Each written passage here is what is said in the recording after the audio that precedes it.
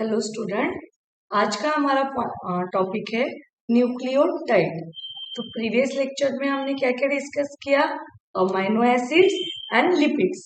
तो नेक्स्ट जो पॉइंट है वो है न्यूक्लियोटाइड्स। तो अभी ये न्यूक्लियोटाइड्स क्या है? These are the monomer of nucleic acid. मतलब न्यूक्लिक एसिड हमें पता है डीएनए और RNA, there are the two types of nucleic acid, और उसका जो मोनोमर है वो है न्यूक्लियोटाइड। हमने न्यूक्लिक एसिड को क्या बोला था? लार्ज मॉलिक्यूल, इसलिए उसको बोला था macro biomolecule. Bio sorry bio macro molecule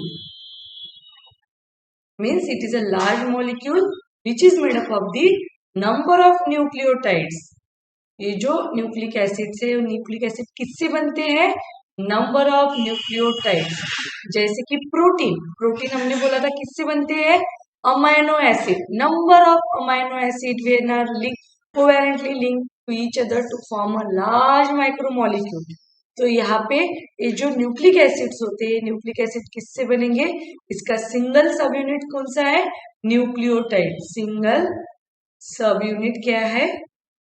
nucleotide. Single सब यूनिट को ही बोलते हैं मोनोमर। तो nucleotides are the monomer of a nucleic acid. Now अभी हमें पता है, ये जो अभी स्ट्रक्चर देखेंगे, तो ये जो न्यूक्लियोटाइड्स है, न्यूक्लियोटाइड का स्ट्रक्चर साइक्लिक होता है। Cyclic means for example cyclic structure इस तरीके से, ठीक है? ये हो गया इस तरीके से, ये न्यूक्लियोटाइड का स्ट्रक्चर होता है। और ये जो साइक्लिक स्ट्रक्चर है, ये साइक्लिक स्ट्रक्चर किसका होता है? जनरली ये नाइट्रोजनस बेसिस का होता है। तो अभी हमें देखना है कि ये न्यूक्लियोटाइड बनता कैसे है, ठीक है? न्यूक्लिक एसिड मतलब डीएनए और आरएनए किससे बनेगा? न्यूक्लियोटाइड से बनेगा। And this nucleotide consist of nitrogenous bases, sugar and उसमें होता है phosphate group. The nucleotides are the monomer of nucleic acid and made up of, किससे किससे बनता है वो? Nucleotides made up of nitrogenous base, sugar and phosphoric acid.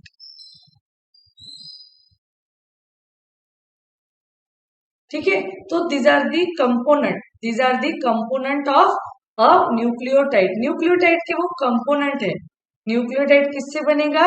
Nitrogenous base से बनेगा, शुगर से बनेगा और फॉस्फोरिक एसिड से बनेगा।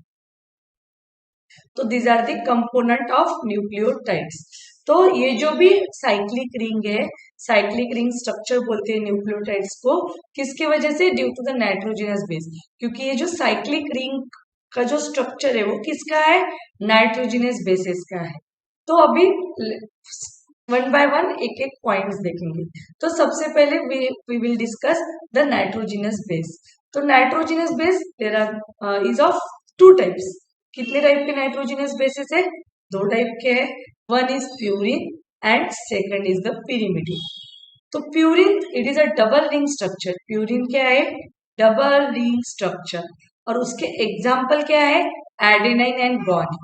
तो प्यूरिन की डबल रिंग स्ट्रक्चर मीन्स इस तरीके से उसके स्ट्रक्चर होंगे। यहाँ पे एक एन होगा, यहाँ पे एक एन, यहाँ पे एक एन, डबल रिंग स्ट्रक्चर। और उसका एग्जाम्पल हम देखते हैं, तो उसका एग्जाम्पल है एडेनाइन। एग्जाम्पल उसका है एडेनाइन। तो एडेनाइन का एक यहाँ पे स्ट्रक्चर निकाल के देखते हैं। तो purines are the double ring structure. Purines are double ring structure. ये देखो, ये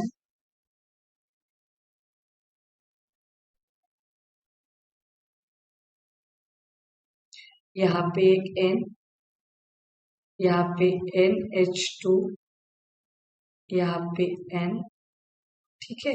उसके बाद यहाँ पे NH,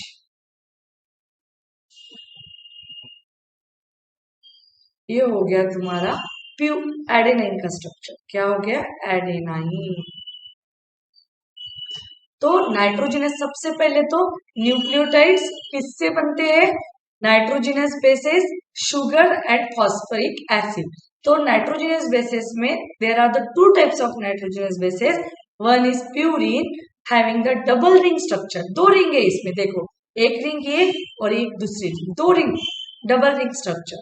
और pyrimidines are the single ring structure in which the examples are cytosine, thymine and uracil. The cytosine, thymine and uracils are the pyrimidine having the single ring structure. उसमें एक सिंगल रिंग होगी। तो अभी example यहाँ पे cytosine का देखते हैं। देखो साइटोसिन NH2, यहाँ पे एक NH,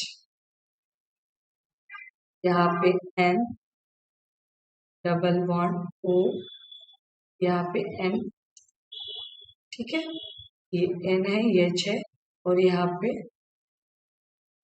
ये हो गया साइटोसिन का structure. Adenine are the example of purines and cytosine is the example of pyrimidine. तो ये पिरिमिडिन हमने बोला सिंगल रिंग स्ट्रक्चर है, एक ही रिंग प्रेजेंट है इसमें, ठीक है। तो सबसे पहले डिस्कस हो गया nitrogenous bases having the cyclic ring structure. तो अभी नेक्स्ट जो है, next component of the nucleotide is sugar. When found this nitrogenous bases attached to the sugar, और यहाँ पे शुगर कौन सी है? Pentose sugar. Pentose means having the 5 carbon. Pentose means जिसमें कितने कार्बन है? 5 कार्बन है। तो सबसे पहले तो यहाँ पे शुगर का स्ट्रक्चर निकाल के देखते हैं। पेंटोज शुगर, ठीक है, यहाँ पे H, OH, H, H, OH, H, H, CH2OH। यहाँ पे मैंने जी कुछ नहीं निकाला, इसका मतलब यहाँ पे क्या है? कार्बन प्रेजेंट है। क्या प्रेजेंट है? कार्बन, ठीक है। और यहाँ पे फिर उसके वैलेंसीज जो है वो क्या कर दिए?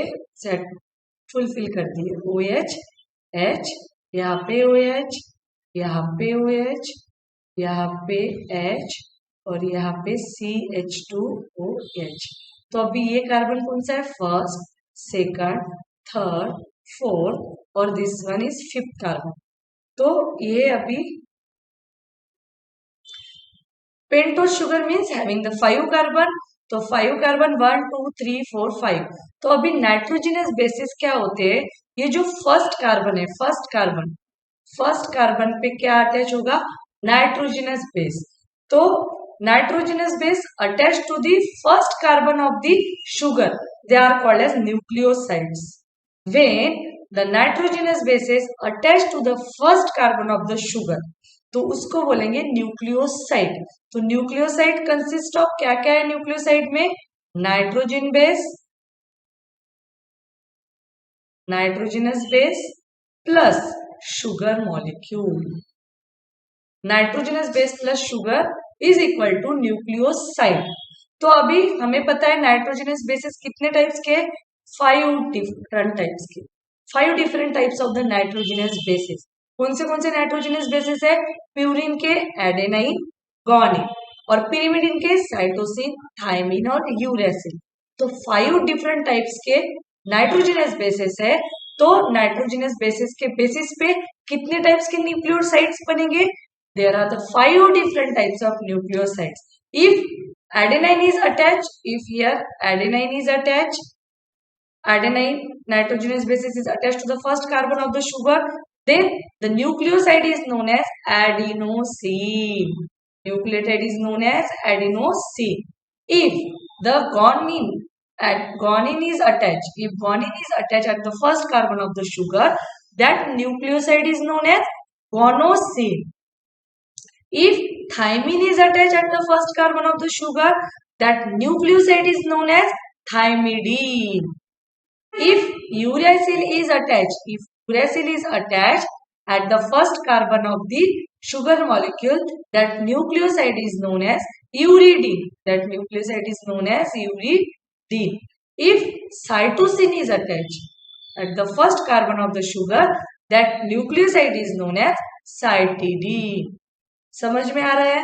मतलब यहाँ पे एक हम स्ट्रक्चर निकालते हैं न्यूक्लियोसाइड्स का। यहाँ पे for example adenine attach sugar molecule पे, तो this nucleoside is known as adenosine. That nucleoside is known as adenosine. क्यों एडिनोसिन बोला है? Because the adenine nitrogenous base is attached to the first carbon of the sugar molecule. That's why this nucleoside is known as adenosine. Depending on the which type of nitrogenous base attached to the sugar, ठीक है, तो उसके तरीके से फिर वो nucleosides होगा। तो ये हो गया न्यूक्लियोसाइड। अभी न्यूक्लियोसाइड पे जब एक फॉस्फेट ग्रुप अटैच होता है, ध्यान से सुनो, न्यूक्लियोसाइड प्लस फॉस्फेट ग्रुप, तो न्यूक्लियोसाइड किससे बना है? न्यूक्लियोसाइड किससे किससे बना है? नाइट्रोजन बेस प्लस शुगर, ये हो गया हमारा न्यूक्लियोसाइड। इस पे जब एक और फॉस्फेट ग्रुप अटैच होता है, उसको हम फॉस्फोरिक एसिड बोलेंगे। ये सब मिलके क्या बनता है? न्यूक्लियोटाइड बनता है। क्या बनता है? न्यूक्लियोटाइड। न्यूक्लियोटाइड, ठीक है। तो न्यूक्लियोटाइड किससे बनेगा? Nucleotide consist of the nitrogenous base plus sugar plus phosphoric acid. ये तीनों कंपोनेंट न्यूक्लियोटाइड के हैं। लेकिन कभी कभी क्वेश्चन पूछा जाता है, nucleotide which of the following is the component of nucleotide? Nucleotide किससे बना है? तो कभी कभी ऑप्शन में ऐसे नहीं रहेगा, ये तीनों का कॉम्बिनेशन नहीं रहेगा, ऐसे रहेगा, nucleoside plus phosphate, phosphate group और फॉस्फोरिक एसिड। फॉस्फोरिक एसिड भी रह सकता है, फॉस्फेट ग्रुप भी रह सकता है। तो ऑप्शन में ये नहीं है, सपोज दिस ऑप्शन में ये इंक्लूड नहीं है और ये है न्यूक्लियोसाइड प्लस फॉस्फेट, तो हमें पता होना चाहिए न्यूक्लियोसाइड किससे बनता है? Nucleoside is made up of the nitrogenous basis plus sugar, तो ये दोनों से मिलता है न्यूक्लियोसाइड, प्लस उसमें फॉस्फेट ग्रुप ऐड कर देंगे, तो क्या बनेगा हमारा? न्यूक्लियोटाइड बनेगा। तो कभी कभी ऑप्शन ऐसे भी रह सकता है, और इफ यहाँ पे इस तरीके का ऑप्शन नहीं होगा और न्यूक्लियोसाइड प्लस फॉस्फेट ग्रुप होगा, तो this is correct answer. This is also correct, this is also correct and this also correct. ये भी करेक्ट है, ये भी करेक्ट है, लेकिन अभी किस तरीके का ऑप्शन रहता है उस पर डिपेंड। तो ये होगा तो इस पे राइट क्लिक करना है, और ये नहीं होगा, न्यूक्लियोसाइड प्लस फॉस्फेट ग्रुप होगा, तो उसका ये जो nucleoside plus phosphate also correct answer. समझ में आया करेक्ट आंसर क्यों है? क्योंकि nucleoside consist of nitrogenous basis plus sugar, उसमें फॉस्फेट ग्रुप ऐड कर दिया तो बन गया न्यूक्लियोटाइड। तो अभी ये जो फॉस्फेट ग्रुप है, this phosphate group is attach to the fifth carbon of the sugar molecule. कहाँ पे अटैच होगा? दिस फिफ्थ कार्बन, ये फिफ्थ कार्बन पे कौन सा ग्रुप अटैच होगा? Phosphate group. Nitrogenous bases is attach to the first carbon, ठीक है, अटैच टू दी, ये बात ये आप नोट कर लेना, first carbon of the sugar and phosphate group is attach to the fifth carbon of the phosphate group attached found esterified to the fifth carbon of the fifth carbon of sugar. And अभी यहाँ पे phosphate group हमें पता है, वो हमें add करके देखेंगे। यहाँ पे ओ, ये हमारा हो गया शुगर मॉलिक्यूल, यहाँ पे एग्जाम्पल एडेनाइन अटैच हो गया, यहाँ पे सब्स्टिट्यूट, इसको अच्छे से निकालना है आपको। एक एक एग्जाम्पल तो हमने यहाँ पे लिखे हैं, लेकिन आपको उसका स्ट्रक्चर भी निकालना है, ठीक है। ये हो गया H, और अभी यहाँ पे लग गया हमारा CH2O।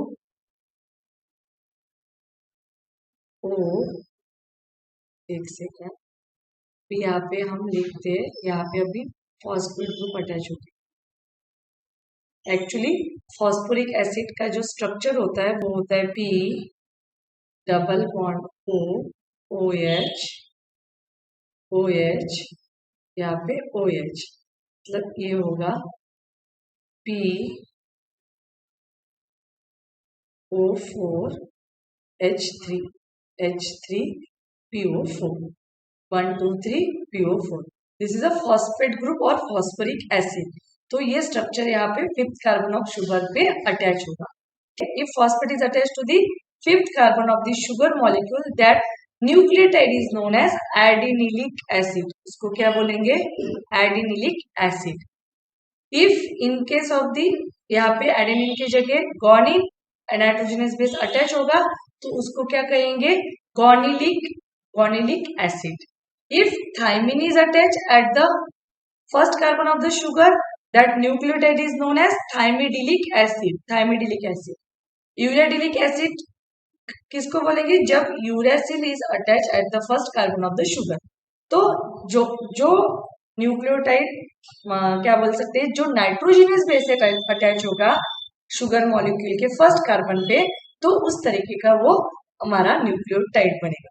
तो कभी कभी डायरेक्टली पूछते हैं adenylic acid, what is the component of adenylic acid, और ऐसे भी बोल सकते हैं कि एडिनिलिक एसिड किससे कंपाउंड से बनता है।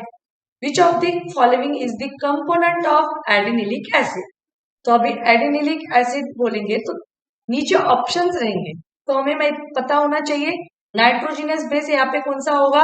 एडेनाइन, शुगर और प्लस उस पे फॉस्फेट ग्रुप भी होना चाहिए। ठीक है, तो these are the component of adenylic acid. Adenylic acid is the nucleotide and adenosine is the nucleoside। तो बेसिक डिफरेंस क्या है एडिनोसिन और एडिनिलिक एसिड में? In adenylic acid the phosphate group is attached to the fifth carbon of the sugar और adenosine is the nucleoside, adenylic acid is the nucleotide. तो ये difference बहुत ही important है, कभी कभी इस पे क्वेश्चन पूछा जाता है, बच्चे कंफ्यूज होते हैं। तो न्यूक्लियोसाइड मतलब नाइट्रोजनस बेस प्लस शुगर, और न्यूक्लियोटाइड मतलब न्यूक्लियोसाइड प्लस फॉस्फेट ग्रुप और nitrogenous base sugar plus phosphate. These are the nucleotide. तो adenosine, guanosine, thymidine, uridine and cytidine, these are the example of nucleoside. And adenylic, guanylic, thymidylic, uridylic and cytidylic, these are the example of the nucleotide. ठीक है, आज यहाँ पे ही रुकते हैं, next point कल के लेक्चर में डिस्कस करें। Thank you.